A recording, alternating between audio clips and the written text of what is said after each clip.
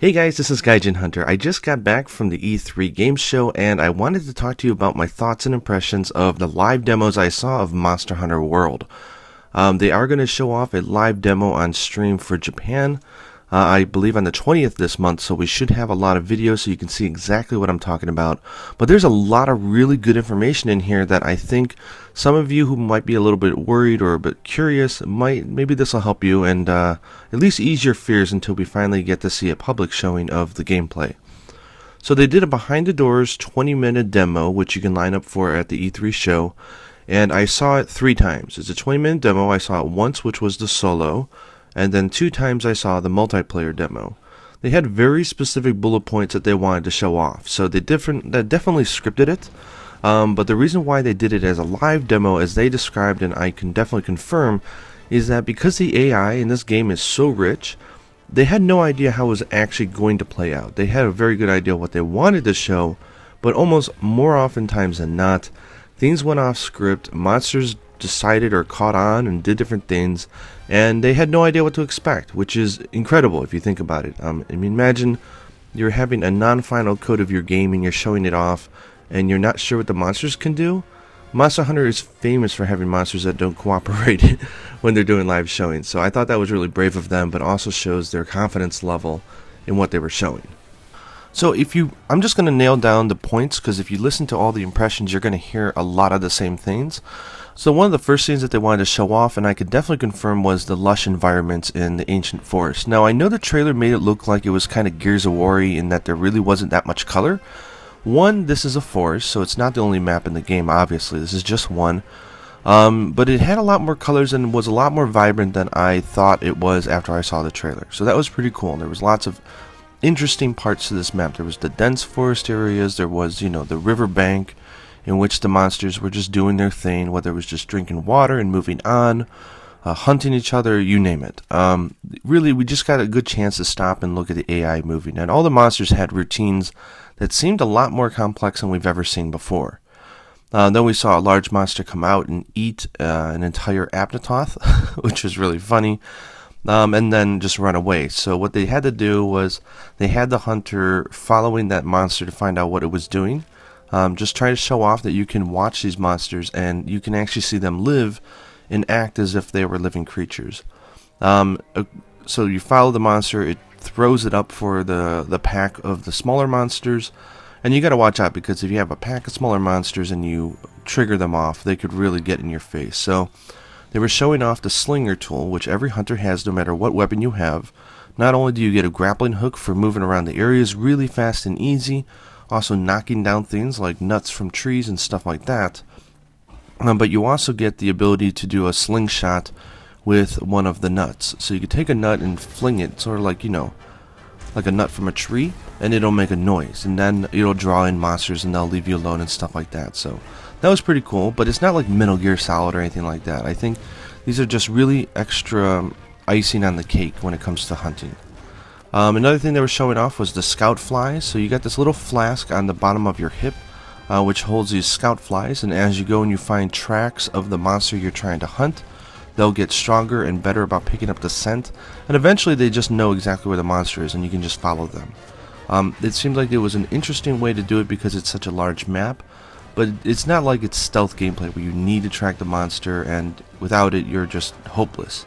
It was just, again, a very nice touch. As the hunter was running towards the target monster, we saw him, grab honey, grab herbs. One of the cool things now is that when you gather, you don't stop and do a big animation. Literally, the hunter just does a quick little hand swipe and that's it. So running around and gathering items is super easy and stress-free. The only one that I saw that actually required an animation, where the hunter stopped, was mining ore. But the cool thing was there was no pickaxes. It looks like it's totally unlimited, just like Prowler mode, which is cool. Another thing they showed off is while the hunter was running, you can eat meat, and you can also drink potions. You do move a little bit slower because there is an animation of, obviously, the hunter eating it. One of the cool things that I noticed was with the potions, as you're drinking a potion, you gain health as you drink it. So it makes me think that if you get hit out while you're drinking a potion, while you'll lose it, you'll actually still at least regain the health that you had. Let's say if you got hit midway between the animations. So, and again, lots of small little things like that that I thought was really cool. So then the hunter gets in a very narrow cave and finds the sleeping monster, that T-Rex looking guy. And the whole idea is to lure it out because that monster is super aggressive. It moves like a Devil Joe. It does huge shoulder checks, tail swipes, and lots of chomping, like double chomps. So you want to lure it out of the cave. So the hunter used the slinger to throw a nut on the wall to draw it out and draw it into an area that the hunter wanted to hunt it in. And then the fight began, and the fight was great. I know in the trailer they only showed off a lot of the new stuff like mounting and using your slingshot and all that stuff, but there's definitely the base monster hunters there. They started out with like the great sword. I'll get into the weapons after I talk about this. So after fighting the monster enough, they did show off some other really cool things. For example, there's little frogs in some of the areas, like these paralysis frogs. And if you kick the frog, you'll bust open the frog and you'll create sort of like a field of paralysis. So you were able to kick these things and then paralyze the monster, which I thought was really funny. And the hunter, even in some of the demos, paralyzed himself. So you had both him and the monster like laying there, like jiggling on the ground. It was really funny. And there's all these other things that you can do with the slinger. There's like rocks above that you can knock down onto the monster and stuff like that. Really, and this is just, I think, just I'm talking a lot about the AI.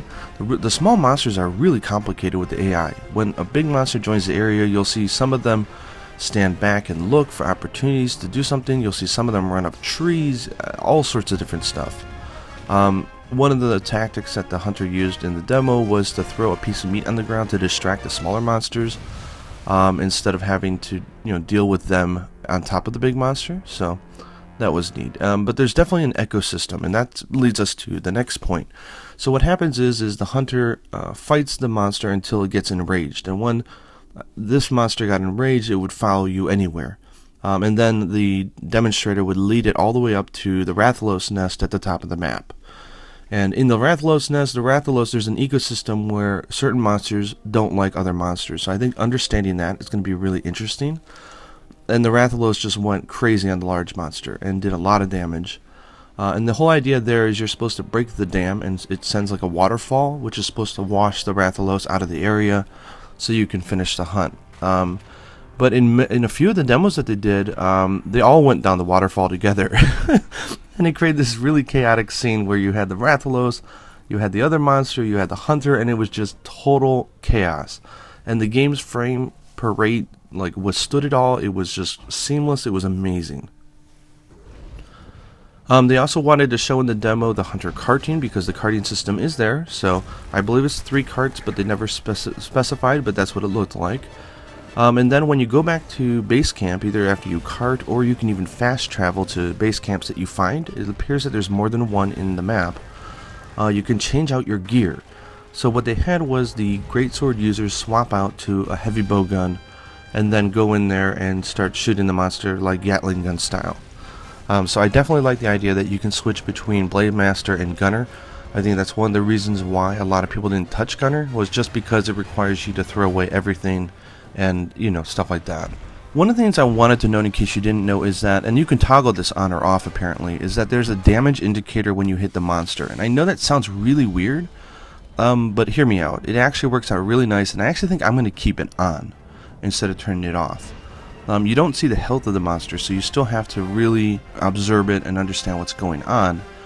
But the hit zones are a lot more complicated in this game than they've ever been. For example, take the tail. Like on the back end where it's really tough and they had the fur, I saw the greatsword the user attack it. He only did like 8 damage on the hard part, but 60 damage on the under part where the flesh is. So there's definitely a lot more complicated hitboxes, and understanding them with the game just telling you through indicators is really great. So that was really neat, being able to see the damage and how much you were doing. It also lets you know which environment traps are really good. For example, with the greatsword, when he charged up and did a smack in the face, which is obviously probably going to be one of the biggest damages you can do, he did about 80 damage, at least in the demo that I saw. But then when there was like rocks and vines that he knocked off and it fell on top of the monster's head, that did about 120. And then the literal Dragonator, which is to get a larger monster like the Rathalos to just totally destroy the monster. I think Rathalos did 1,000 damage to our main monster target, which was really hilarious. I mean, it is a Dragonator, right? You get the dragon, get it? Ha. But anyways, I thought that was really neat. Seeing the damage really lets you know when you did good, and it feels good, you know? So I think that's a cool option that I think is really welcome addition. Because the whole ecosystem and using monsters against other monsters and stuff like that, because the AI is so rich that the monsters don't all just target you. Like, they have their own agenda. So if they walk into a map and Rathalos sees his enemy, he will go after them as much as he goes after you. So pitting the monsters up against each other is definitely one strategy that you can take, because the damage that they can do to each other is really good. And in every map, because it's much larger, you have like 4 large monsters in the map, you know, including or maybe not including your target monster. So lots of different opportunities for the hunt to go many different ways. In the multiplayer demo, after they ran into the Rathalos, it was a single player. He threw up a flare, and when you throw up a flare, that is what calls in players from the global server to come help out. Now, most of us are just going to go on a hunt with 4 people, and that's going to be it. But think about this, and I was thinking about this when I was waiting and watching it. How many times have you gone on a hunt with just 3 of you, and then right after the hunt starts, a 4th person tries to join? I mean, it's like the curse, right? So now they'll be able to, because if you start a hunt with only 2 people or 3 people, and then someone wants to join midway through, you can open it up and flare and get another hunter in there. I think that's pretty cool. But the multiplayer was great. It was smooth. No frame hiccups. It was really neat seeing all the different weapon types, which I'll go into in a second. But overall, just the whole gameplay demo was absolutely fantastic. One thing that I want to note is that I think we're only going to see one demonstration on the 20th. And after just one demo, I don't think I actually quite understood how amazing this game is going to be. I think it was the second time that I saw the demo and saw how different it played out. That's what really sold me on it. And I said, oh my gosh, that is cool. Like, this is a game that I think I'm going to want to watch on Twitch, because just it was so different in how it played out. It looked amazing. The hunt themselves was 25 minutes, so I think you can finish a hunt fast if you know where the monster is and you focus, but it is nice that they're looking at this as a console experience, so I think the hunts are going to be a little bit longer than we're used to in the main game. Before I go into weapons, there's a few notes that I put on here of cool things that I wanted to share. One was the sharpness meter. You have a little icon of your weapon underneath your health and your stamina that shows your sharpness, right? Like whether it's green or yellow or anything like that. As you attack, the color meter on the actual weapon goes down, so you always know where your sharpness is. So it's really good for like the dual blade user when he was hunting. We saw the green go down like halfway, and then he used a whetstone. So it's never just random. You don't just go, oh, I just lost my sharpness. So I thought that was a very nice touch. I'm surprised they never did that in the other games up until now. Another nice touch was they have a new type of item. I don't remember the actual name, so I apologize, but it was kind of like, you remember that ghillie coat that he put on in the trailer with like the leaves so that he can be a little bit more stealthy? Well, there's a lot more than just that coat. It seems to be an item you can select. I think it has a cooldown, or you might just only have one during a hunt, I'm not sure. But when you put it on for about 60 seconds, it appeared to be, you get to wear that coat. But there was a bunch of them. There was the stealth coat, which allowed you to be stealthy to some. But other smaller monsters, when they saw like a moving bush, they actually were excited and they went after the player. So it's not just understanding the items, it's also understanding the monsters and how they react. So the stealth coat was cool. They also had a rock steady coat. So when you put it on, it was almost like hard samurai armor. Or like, Dark Souls like armor. It was really tough, and it allowed you not to flinch or get knocked back, which was really cool. This is going to make a lot of you really happy, but there is friendly fire. You can definitely flinch each other and stuff like that, so that really helps, I think, with the whole immersion and understanding that you're playing with other players. Hopefully the lance doesn't get as murdered by the longsword as it did in previous games. Because the game does have all 14 weapons. They haven't shown them all, but they do have all 14. The other coat that they showed us was sort of like a taunt coat. It was a very noisy, very shiny coat that every time you walked, it jingled.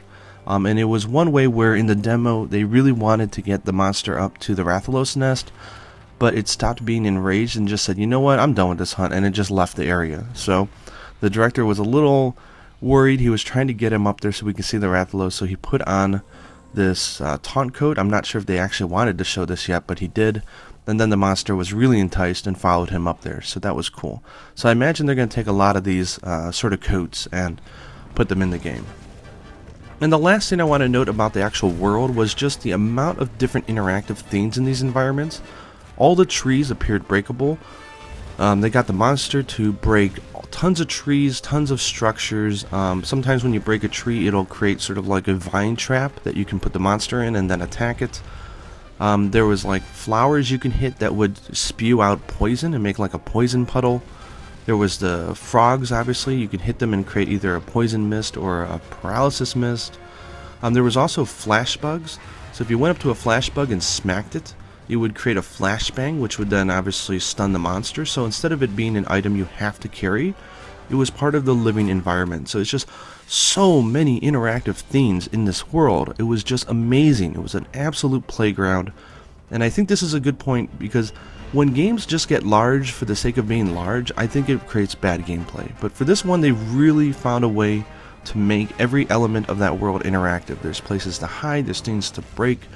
There was one area where they had the monster break through it and it exposed a secret cave. So maybe you can get some rare mining spots, so you might want to lure the monster to break into areas so that you can go in there. All sorts of different gameplay stuff that you might want to do. The game does support voice chat in the game, so you don't have to rely on PSN if you're playing on the PlayStation, which is good. So I am looking forward to getting out and hunting with everybody. So overall for weapons, they were really showing off the great sword and the heavy bowgun in this play demo, and I think that's what we're going to see on the 20th. The great sword was basically what you would expect. It's got its charge shots, it's got the side slap, it's got the giant swing, it's got the over behind the back hit, like every move that you've always known. There's no hunting styles in this game, at least as we can tell. But they did spice up all these weapons. For example, after a strong charge, the great sword user, I think this is with evade, but he can do almost like a brave style sidestep, and it's actually a shoulder ram, which is kind of cool because I saw him knock into a smaller monster, and maybe you can even KO with it.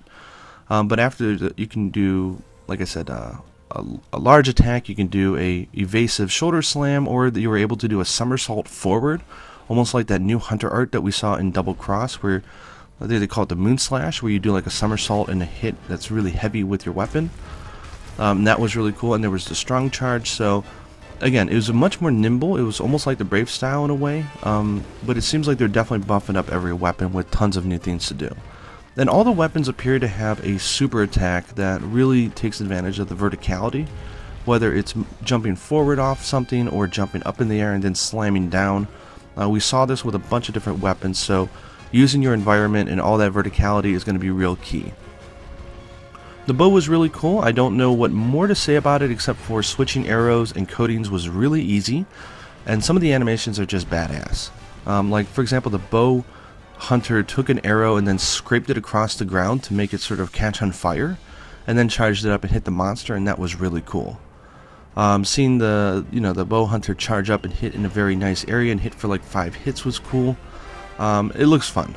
The heavy bowgun obviously is sweet. If you saw it in the trailer, you can now walk as you shoot, almost like a Gatling gun. And it had just so many different shots that reacted different ways that I think this is going to be really cool. One of the things that they did in our solo hunt was they used a shock trap to trap the monster, and then he used his wyvern blast a few times. It's got a huge charge up and then just blows up and just killed the monster, so very satisfying with the next generation graphics and sound effects.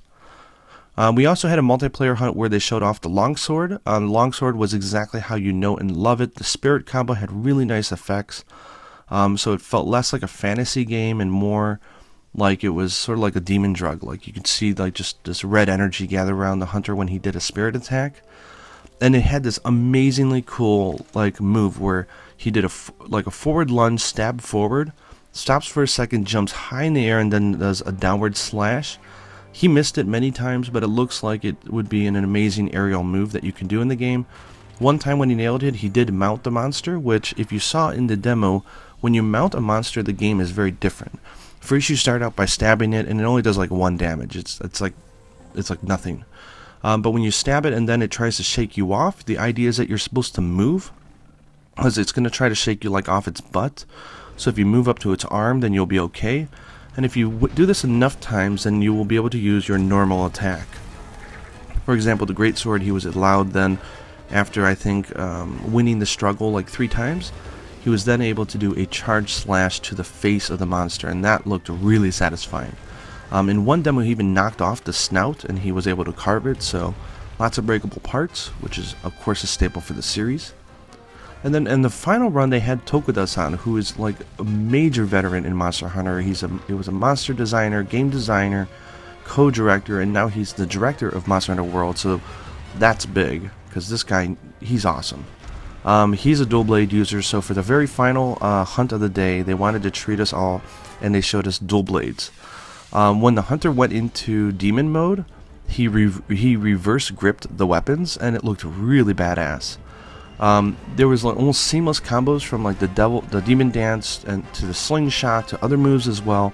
Just super aggressive, super cool. And then in the game, when you're going down like a sliding cliff, you can slide down it almost like parkour style.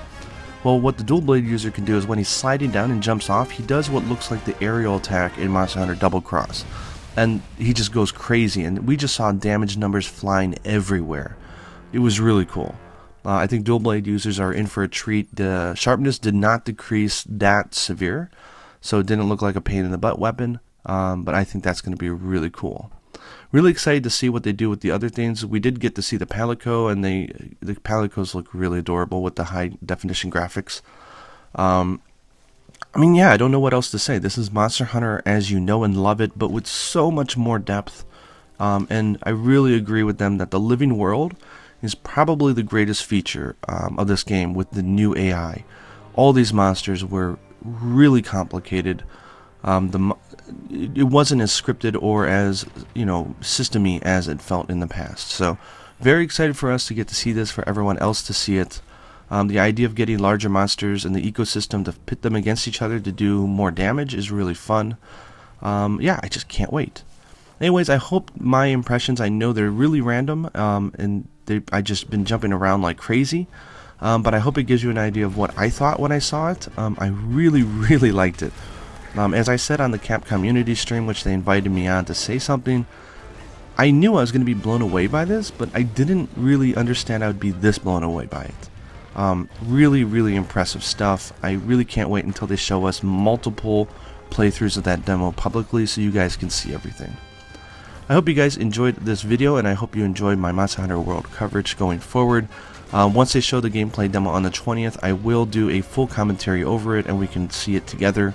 But that'll have to be a few days late because I am out of town seeing family. Anyways, I hope you guys enjoyed this video, and until next time, happy hunting.